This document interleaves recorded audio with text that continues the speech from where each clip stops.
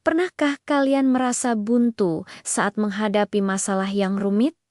Atau bingung bagaimana caranya memulai sebuah proyek besar? Tenang, kalian tidak sendirian. Kuncinya bukan pada seberapa pintar kita, tapi pada bagaimana cara kita berpikir. Nah, hari ini kita akan membahas sebuah superpower yang bisa mengubah cara kita menyelesaikan masalah, yaitu berpikir komputasional. Tunggu dulu. Ini bukan berarti kita harus jadi programmer atau ahli komputer kok. Berpikir komputasional adalah cara kita mengurai masalah besar menjadi potenggen-potenggen kecil yang lebih mudah dikelola.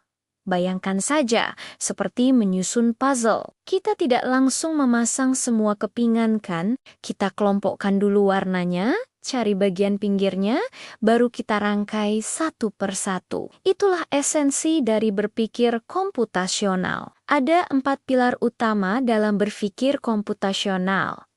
Pertama, dekomposisi. Ini adalah seni memecah masalah kompleks menjadi bagian-bagian yang lebih kecil dan lebih sederhana. Misalnya, mau membuat kue, kita pecah jadi proses menyiapkan bahan, membuat adonan, memanggang, lalu menghias. Lebih gampang kan? Kedua, pengenalan pola. Setelah masalah dipecah, kita mulai mencari kesamaan atau pola yang berulang. Dalam proses membuat kue tadi, mungkin pola mencampur bahan kering selalu sama, atau teknik mengaduk adonan selalu serupa untuk berbagai jenis kue. Mengenali pola ini membuat kerja kita lebih efisien. Ketiga, abstraksi. Ini artinya kita fokus pada informasi yang penting saja dan mengabaikan detail yang tidak relevan. Saat membuat resep kue, kita fokus pada takaran bahan dan langkah-langkahnya. Kita tidak perlu memikirkan dari mana gandum untuk tepung berasal kan? Abstraksi membantu kita melihat gambaran besarnya tanpa terganggu hal-hal kecil. Dan yang keempat, perancangan algoritma. Ini adalah langkah menyusun solusi secara bertahap. Langkah demi langkah. Seperti resep masakan, algoritma adalah panduan yang jelas untuk mencapai tujuan.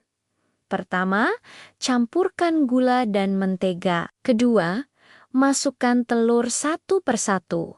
Setiap langkahnya harus urut dan logis. Nah, bagaimana superpower ini berguna di era digital? Pertama, dalam literasi digital. Saat kita menerima banyak sekali informasi di internet, berpikir komputasional membantu kita memilah mana yang fakta, mana yang hoax. Kita bisa mendekomposisi sebuah berita, mencari pola informasinya dari sumber lain.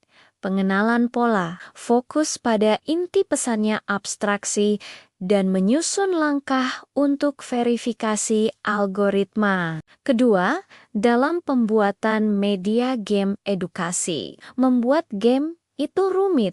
Loh, developer menggunakan dekomposisi untuk memecah game menjadi level, karakter, dan mekanisme permainan. Mereka mencari pola dalam perilaku pemain untuk membuat game lebih seru. Mereka menggunakan abstraksi untuk menyederhanakan fisika dalam game.